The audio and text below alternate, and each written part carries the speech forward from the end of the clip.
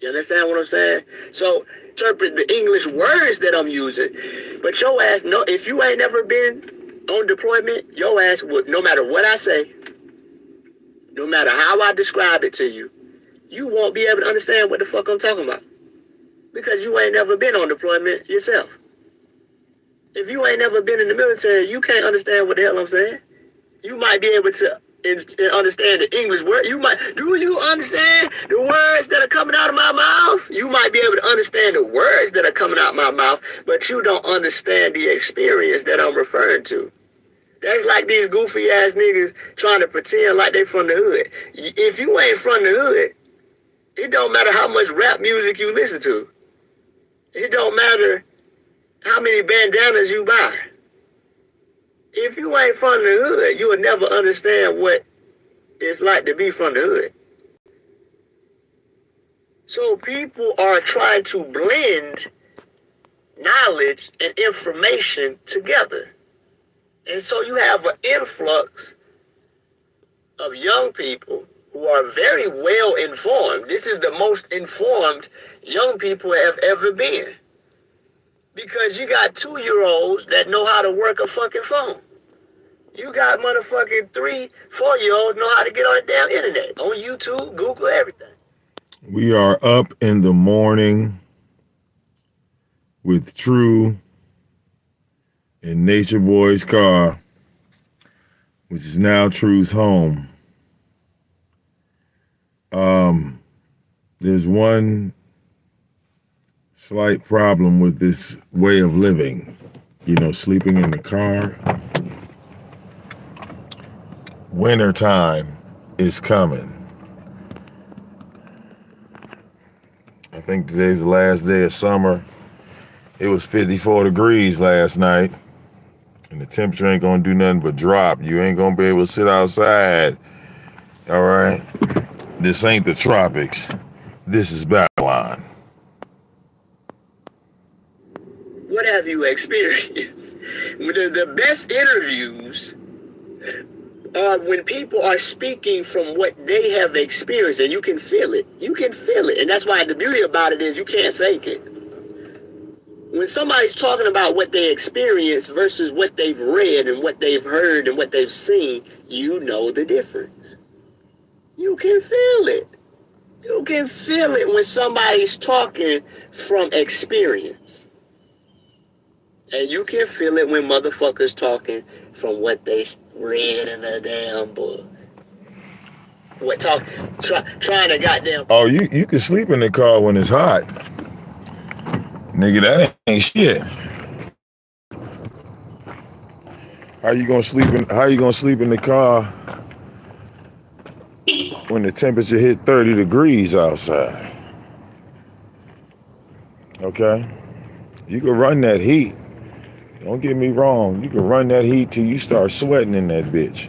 But when you cut that goddamn heat off, nigga, the cold gonna take over that car in seconds. Okay? So this is what I'm anticipating. I want to see how are they gonna handle this winter. Because your only option, in my opinion, is a shelter, right?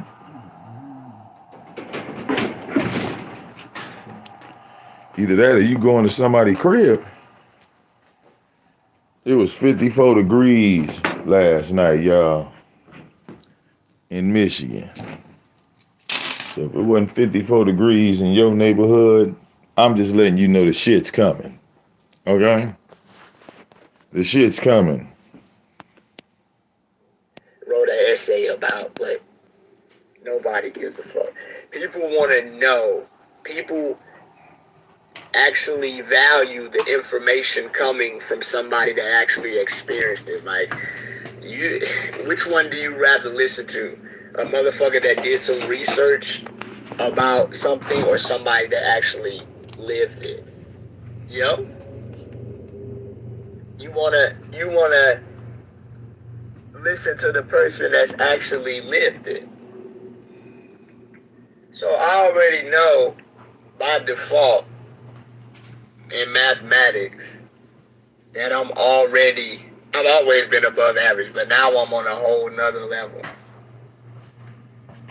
I'm on a whole nother level of above average because my life experiences cannot be compared to nobody else.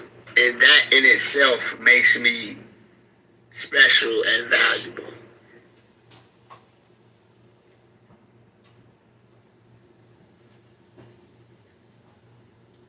Amazing. I'm special. I'm valuable. I'm unique. I'm important. I'm great. I'm magical. I'm powerful. I'm amazing. I'm above average. I'm elite. Goddamn. I'm supreme. I'm divine.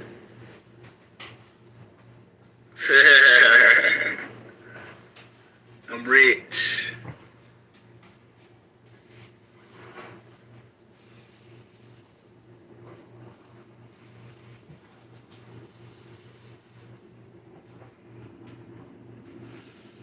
Yeah, that's how that go. Is that you just say the opposite of how you feel? Your life is the sum total of your beliefs. That's why it never matters what anybody thinks about you, because what people think about you is a projection of how they feel about themselves. Your life is shaped by what you think about you. The thoughts you have are being casted and shaping and molding the reality you experience. And to care what people think about you is such a waste of time. You can't even afford to do so. You can't even afford it. What people think about you is none of your business. What people think about you is a reflection of what they think about themselves. And as people grow and develop within themselves, their perception changes. And so therefore their perception and opinion of you will change. I would never attach myself to what somebody thinks about you in this moment, because it could be completely different in another moment. It's only relative to what people think about you is only relative to how they feel. So let me get this straight. We say the exact opposite, right, y'all? Okay, I think I could do this. I got cats. I'm a white man. I got blue eyes. I got blonde hair. Okay? I like skinny chicks with no titties and no ass. I drink beer. I don't smoke weed. I don't smoke cigarettes. My name is not VicDamoane. I don't have an army of VicDamoane. Is that how that works, or did I do it wrong? Did I fuck up? Is a employee. Oh, it's just one of them days. That's it. That's how that shit go. That's right. Yeah, it's just one of them days. Don't take it personal. That's right. Most Americans are average employees that spend an existence doing things and going places, doing things they don't want to do and going places that they don't want to be. So you have to understand that the reverb you're going to get from most people is not going to be a good one, because most people don't feel good about themselves. What people see in you primarily. Fuck all that. It's 8:38 in the morning, Eastern Standard Time in the state of Georgia. True. Ain't you hungry, nigga? Okay? Ain't no fruit growing. I mean, you might find some peaches or something. That shit about to go out of season. Okay? You got to be hungry as fuck right now, sitting in that goddamn car. All right? With no gas to go nowhere. Damn. From David Goggins. And Goggins said, people don't want to see you doing better than them. Because when you're fat and lazy, people feel good about themselves. Oh, look at that fat, lazy motherfucker. I must not be doing that bad. But when people see somebody that's outperforming them, depending upon what type of person that person is, it will create one of two different responses. When you see somebody doing better than you, it's going to trigger one or two things. One is going to trigger inspiration, and you're going to want to aspire and strive to be like that person yourself. Or two is going to trigger insecurity, and you're going to want to strive to take that whatever you feel like that person has that you can't get, you want to take it away from that person. So understand that your existence is going to trigger one of two things in people: inspiration or fucking hatred. One of the two. One of the two. What about hunger? Okay? You know, I would hate to be hungry. I would love some goddamn food. Okay? What about the bare necessities?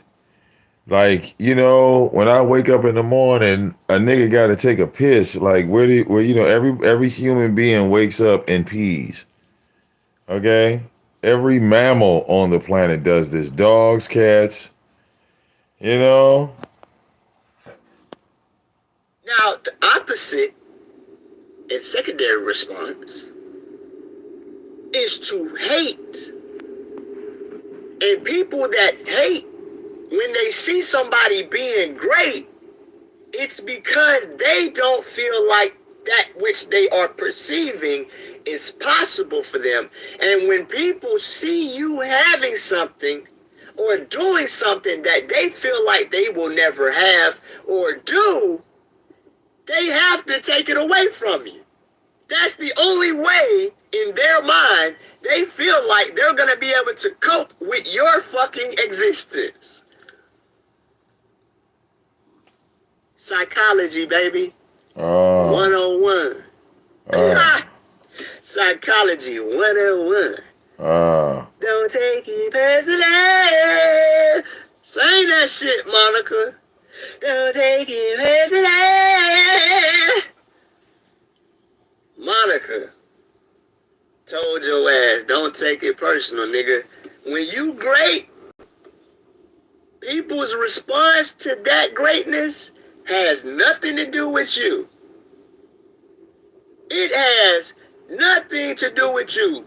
Shout out to the Most High Chief Grandmaster Teacher Ali Hill to Christ for doing that download. I remember it like it was yesterday. We had just recently been deported from Panama, and we had stabilized ourselves at the time in South Carolina, and Chief did a download called It Has Nothing to Do with Me. Nature Boy TV on YouTube.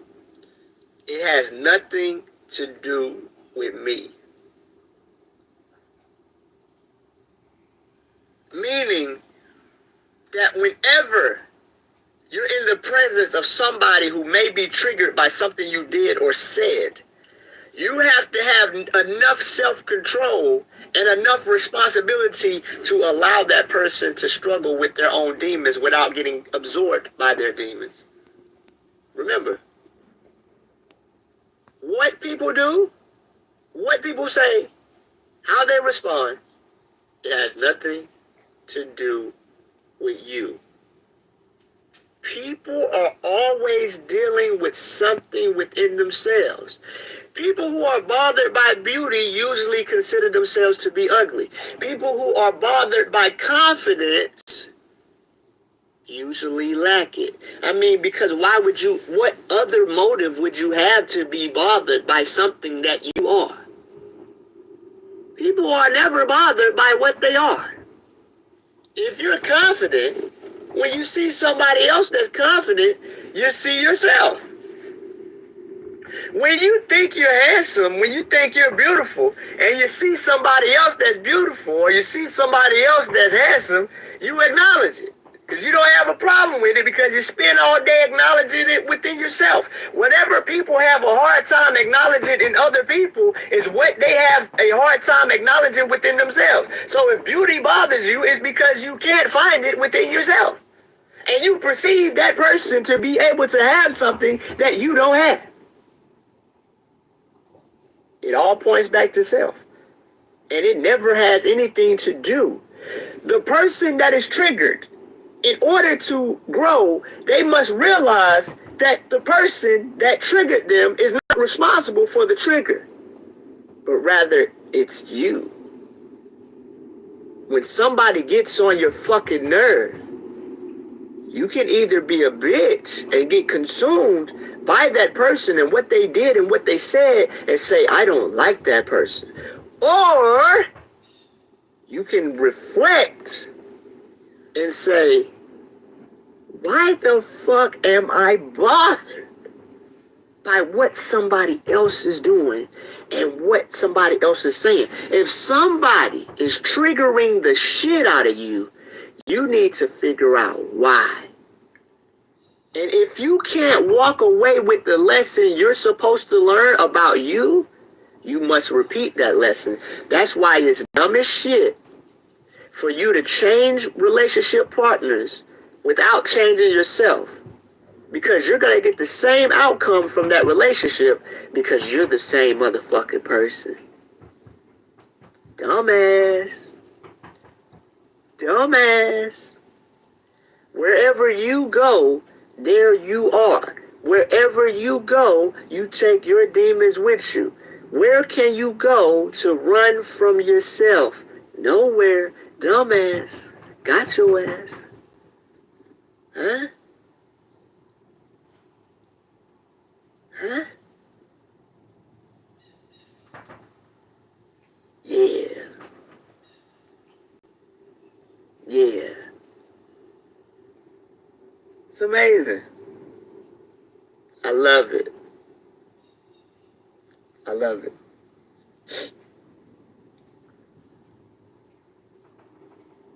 I never take responsibility for how you feel. Because how you feel is coming from how you're perceiving me,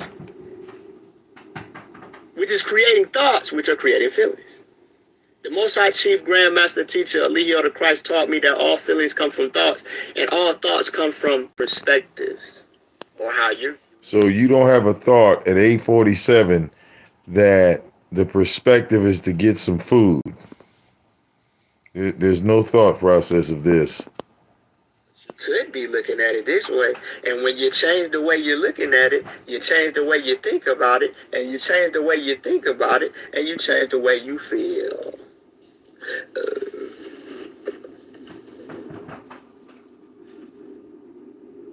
Simple.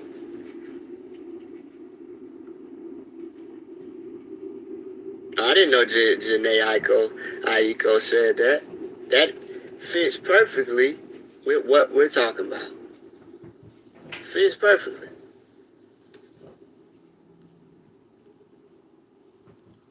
It fits perfectly.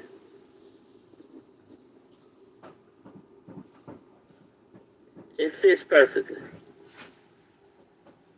What's going on, Angela Driver, number 6? I guess the first 5 pages didn't work out so well. Or maybe they wasn't unavailable. Maybe they wasn't available. Or maybe you chose that number on purpose from the beginning. Mysteries.